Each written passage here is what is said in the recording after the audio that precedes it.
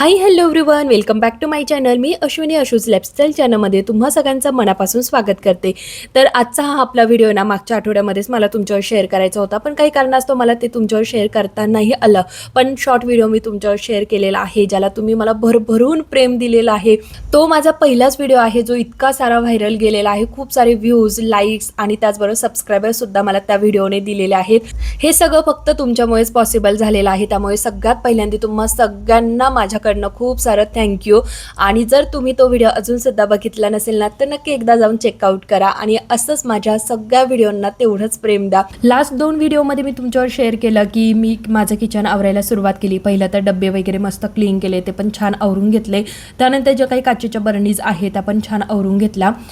तर जर तुम्ही ते 2 व्हिडिओ बघितलेले नसतील तर आधी ते 2 बघून घ्या आणि नंतर हा व्हिडिओ कंटिन्यू करा. तर छान एक बाजू जी आहे माझी किचनमधली ती पूर्ण व्यवस्थित आवरून झालेली आहे, एकदम टापटीप. पण एक भाग जरी छान आवरला गेला ना, तर दुसऱ्या बाजूला मात्र असा पसारा काहीसा झालेला होता. आता म्हटलं चला स्वयंपाक करण्याच्या आधी पहिला हा पसारा आवरून घेऊया, त्यानंतर स्वयंपाक करूया. डस्टबिनमध्ये जे काही खरकट होतं ते व्यवस्थित एका कॅरी बॅगमध्ये भरून ठेवलं आणि जे काही वस्तू फेकून द्यायच्या होत्या ना, त्या सगळ्या त्याच कॅरी बॅगमध्ये ठेवून दिल्या. थोडे थोडे भांडे जे होते ते मोकळे करून घेतले आणि ही जी काही चाळणी आहे ना, हिचा मी दररोज वापर करते. मला खूप उपयोगी पडते तांदूळ चाळण्यासाठी किंवा कोणतेही कडधान्य असू द्या ते चाळून घेण्यासाठी. थोडासा एखादा किडा वगैरे असला तर तो निघून जातो. आणि पण मी दररोज तिचा वापर करते. पुरेपूर म्हणजे माझ्या दररोजच्या कामामध्ये सकाळ संध्याकाळ जेव्हा पण मी काही बनवते तर तिचा वापर करत असते. तुम्हीही वापरता का नाही अजून चाळणी? मी तरी वापरते. तर नक्की मला कमेंट करून सांगा. पण खरंच खूप उपयोगी गोष्ट आहे जी मी दररोज वापरतेच. स्पेशली तांदूळ आणि ज्या काही डाळी असतात ना त्या चाळून घेण्यासाठी. तर तिला पण व्यवस्थितीने मी ठेवून दिला, कारण जे काही बरण्यांमध्ये मी सामान ठेवलं ना ते एकदा चाळून आणि मग बरणीमध्ये भरून ठेवलं, जेणेकरून कीड वगैरे नको लागायला. हे जे काही चाकू आहे ना, हा 3चा सेट होता, त्यातले 2 मी वापरायला काढलेले आहे आणि एक अजून नवाच आहे. आज वाटलं होतं याला वापरूनच टाकूया, जाऊ दे, पण पुन्हा म्हटलं 2-2 आहे, तिसऱ्याला कशाला मध्येच घ्यायचा. मग पुन्हा आता त्याला मी साईडला ठेवून दिलं. आणि अजून एक डबा पण होता जो वरतीच होता, ज्याचा वापर मी काही करतच नव्हती, पण मग ठेवलेला होता. कधी थोडंसं टिफिन द्यायचा असला तर मुलांना किंवा अहोंना राहून द्यावं वरती म्हणून मी त्याला ठेवलेलं. पण त्याचा काही वापरच होत नाही, त्यामुळे मी त्याला सुद्धा वरती लापमध्ये ठेवून देणार आहे. जे काही सामान मला लापमध्ये ठेवायचं होतं ना, ते सगळं इकडच्या साईडला मी ठेवलेलं. आता हिथला किचन वाटा पूर्ण क्लीन झाला की त्यानंतर मी वरती लापमध्ये थोडीशी जागा करेल आणि नंतर हे सगळं सामान वरती ठेवून देणार आहे. माझा बिचारा मिक्सर जो आहे ना, त्याला सध्या जागाच सापडत नाहीये. कधी त्याला मी किचनवर ठेवते, कधी फ्रीजवर ठेवते, कधी खुर्चीवर, नाही तर मग बाहेर पण थोडीशी जागा आहे तिथे नेऊन ठेवत असते. तर सध्या त्याची फिक्स जागाच भेटत नाहीये. जेव्हा आधी फ्रीज आहे ना छोटं होतं ना, तेव्हा त्याची जागा फिक्स होती. चमचा आणि चमच्यांजवळ माझा मिक्सर असायचा. पण सध्या बिचाऱ्याचे खरंच खूप हाल होत आहे आणि मी पण ठरवते याला कुठे ठेवावं. किचनवर ठेवलं ना उलट सोपं काम होऊन जातं, पण मग किचन धुवावं लागतो, क्लीन करावा लागतो. त्यामुळे मग असं वाटतं नको पाणी वगैरे जायला. तर त्यामुळे पण बघल एकदा तर त्याची जागा एक फिक्स करून द्यावीच लागणार आहे मला. आणि चला करता येईल. आणि नंतर आहे ना, जो काही बाकीचा जो काही छोटा मोठा पसारा होता ना तो पण मी आवरून घेतला. आता गूळ पण माझा इतकासाच कट केलेला आहे, तो पण मला आता कट करून ठेवावा लागेल. पण ती आता बरणी आधी घसून घेईल आणि त्यानंतर जो काही बाकीचा गूळ आहे ना तो कट करून ठेवेल, म्हणजे इमर्जन्सी कधी पण लागला तर वापरता येतो. मध्येच मी चहा ना जो आहे तर तो गुळाचा पिते, मध्येच आहे ना आपला नॉर्मल साखरेचा असतो तो पित असते. पण ठरवलेलं आहे की साखर नको, गुळच पाहिजे. पण काय होतं ना, कधी कधी पिला जातो साखरेचा, पण शक्यतो 99% मी हा गुळाचा चहा पिते. साखरेचा 1% पिते. कधीतरी कोणी आलंय मग त्यांच्याबरोबर पिला तर पिला, नाहीतर माझी मी एकटी असले किंवा मुलं आम्ही असलो ना तर मात्र मग गुळाचा चहा होतो. साखरेचा मग मी काही पितच नाही. त्यामुळे मी गुळ हा नेहमी कट करूनच ठेवत असते बरणीमध्ये. कधी कधी तर वाटतं ना चहाच पिला नाही पाहिजे, चहा सोडूनच द्यावा, गुळाचा नको आणि साखरेचाही नको.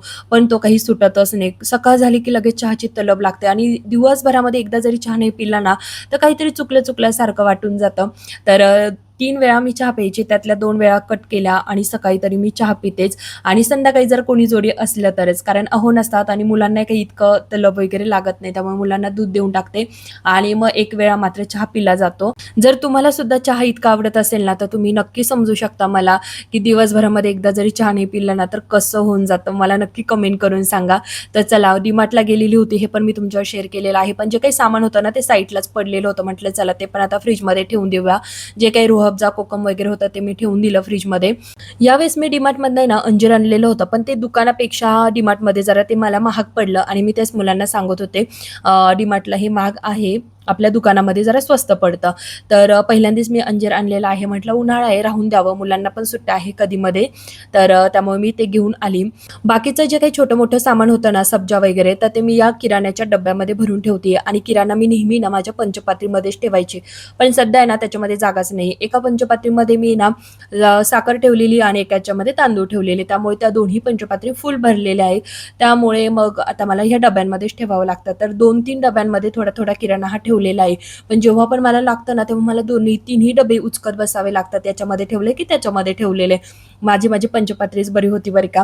तर त्या पंचपात्रीमधले थोडेसे तांदूळ किंवा साखर थोडी-थोडी कमी होत आली ना, तर ते ना मी ह्या डब्यांमध्ये ठेवणार आहे आणि पुन्हा जो काही किराणा आहे ना, तो सगळा मी या पंचपात्रीमध्येच ठेवणार आहे. जेणेकरून आहे ना, मला हा तो डबा उचकत बसावा लागणार नाही. माझं सगळं सामान त्यामध्येच भेटून जाईल आणि मला ती आधीपासून सवय लागलेली. जो काही किराणा आला ना, तो पंचपात्रीमध्ये ठेवून द्या. जे काही आणलं ना, त्याच्यामध्ये ठेवून द्या. तर सवय लागलेली आहे. त्यामुळे मला आहे ना, काहीतरी चूक-भूल झाल्यासारखं वाटतं. सवय खरंच खूप काही मॅटर करत असते. तुमच्याही बाबतीत असं कधीतरी घडतच असेल ना, घडतं की नाही नक्की कमेंट करून सांगा. आणि यावेळेस डीमार्टवरनं मी कोणतेही क्रीमचे वगैरे बिस्किट नाही आणले बरं का. फक्त एकच बिस्किटचा पुडा आणलेला, तो पण मारीगोल्डचा लाईटवाला. म्हटलं नकोच, आपण जर नेलं ना तर ते संपलंच जातं आणि मागच्या वेळेस मी खूप सारे बिस्किट पण आणलेले होते, पण यावेळेस मी जरा कमीच आणले. फक्त एकच पुडा आणला, कमी आणले म्हणजे एकच पुडा आणला आणि म्हटलं आता इतकाच खायचा. 2-3 महिन्यानंतरच डायरेक्ट बिस्किट घरामध्ये आणायचा. मैद्याचे पदार्थ खाणं टाळलंच पाहिजे, हे आपल्याला प्रत्येकाला माहिती. पण घरामध्ये जेव्हा लहान मुलं असतात ना, तर तेव्हा ह्या गोष्टी घरामध्ये आणाव्याच लागतात. जर दुसऱ्यांकडे त्यांनी जर बघितलं ना, मग त्यांना पण असं वाटतं की आम्हाला आपले आई-वडील देत नाहीये आणि त्यांना भेटतं, आपल्याला भेटत नाही. अशा काही गोष्टी घडत असतात. त्यामुळे हे पदार्थ आणावेच लागतात आणि आमच्या बाबतीत हे घडलेलं आहे बरं का. मध्ये-मध्ये ना आम्ही बिस्किट वगैरे मैदा पदार्थ आहे ना खूप टाळायचो. पण मुलांचं चालायचं, तुम्ही आम्हाला देतच नाही वगैरे अशा गोष्टी. मग पुन्हा थोडं-थोडं चालू केलं, तर ते आता जरा प्रमाण जास्तच झालं. पुन्हा म्हटलं थोडं लिमिटमध्ये येऊया, तर आता थोडेसे प्रमाण कमी केलेलं. तर त्यामुळेच मी यावेळेस मारीगोल्डचाच एक बिस्किटवाला पुडा घेऊन आली. बाकीच्या आधीचे पण थोडेसे बिस्किट उरलेले होते, ते आणि हे असं 2-3 महिन्याचं तर काम होऊनच जाणार आहे. तर फायनली ते पण मी डब्यांमध्ये ठेवून दिलं. तर जे काही माझे खाऊचे डबे आहे ना, ते मी तुम्हाला मागे पण सांगितलं, जे मी डीमार्टवरनंच आणलेले आहे. ट्रान्सपरंट डब्यांमध्येच मी ठेवत असते. प्लास्टिकचे डबे आहेत ते. तर त्यामध्ये सगळे ते बिस्किट वगैरे ठेवून दिले, जेणेकरून दिसलं तर मग मुलं खातात आणि मला आहे ना प्रत्येक वेळेस उठून त्यांना ते देत बसावं लागत नाही, की "मम्मी दे गं, मम्मी दे गं." त्यांना माहीत असतं कुठे काय ठेवलेलं आहे. त्यामुळे त्यांना पण जेव्हा पण काही खाऊ खायचं असलं ना, तर ते त्यांच्या हाताने घेऊन खाऊन घेतात. आता माझं सगळं आवरून झालेलं होतं. फक्त मला भांडे घासून घ्यायचे होते. पण त्याआधी ना पायांना इतकी धूळ लागत होती ना, म्हटलं आधी ना त्याआधी सगळी घरं जी आहे ना, ती व्यवस्थित झाडून घेऊया.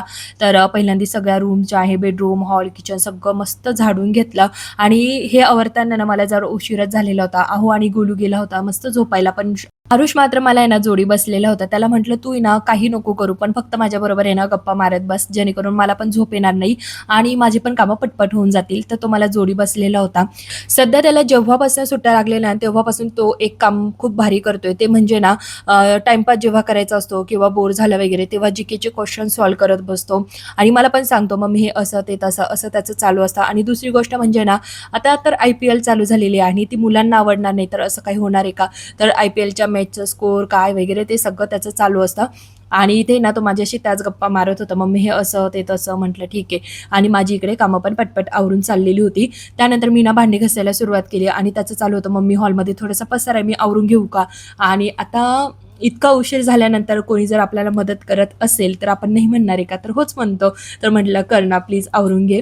तर त्याने मला हा हॉल आहे ना मस्त असा आवरून दिला. खूप काही पसारा नव्हता, पण छोट्या-मोठ्या गोष्टी पडलेल्या होत्या. सोफ्यांवर थोडं-थोडं सामान पडलेलं होतं. उषा इकडेच्या तिकडे झालेल्या होत्या आणि टीव्हीच्या युनिटसमोर सुद्धा तुम्हाला पसारा दिसतोच आहे, तो पण झालेला होता आणि हे सगळं पसारा घालण्याचं काम कुणाचं माहिती का? श्लोकचं. तर त्याने हा पसारा घातला, मात्र आवरायला मात्र माझ्या आरूला लागतोय, नाहीतर मलाच आवरून घ्यावा लागतो. पण त्याचं चाललं होतं, "मी मदत करतो, बसण्यापेक्षा मी तुला पटकन आवरून देतो, म्हणजे आपण लवकर झोपून घेऊया." तर असं. तर त्याने मला हा सगळा हॉल खूप छान आवरून दिला. पटापट ज्या काही वस्तू आहे ना, जिथल्या तिथे ठेवून दिल्या आणि ना शक्यतो खेळणी वगैरे इथल्या ड्रॉवरमध्ये असतात. मग काही इकडे-तिकडे आवरत बसावं लागत नाही आणि त्याला चांगलं माहिती कोणती वस्तू कुठे आहे, त्यामुळे तो असा पटपट आवरून देतो. तर त्याने तो हा सगळा आता हॉल आवरतोय आणि तुम्ही बघताय. असं कुठे लिहिलेलं नाहीये किंवा कोणी म्हटलेलं नाही, की घरातली ही कामं फक्त मुलींनीच करायची किंवा ही कामं फक्त मुलांनीच करायची, असं कुठेही लिहिलेलं नाहीये.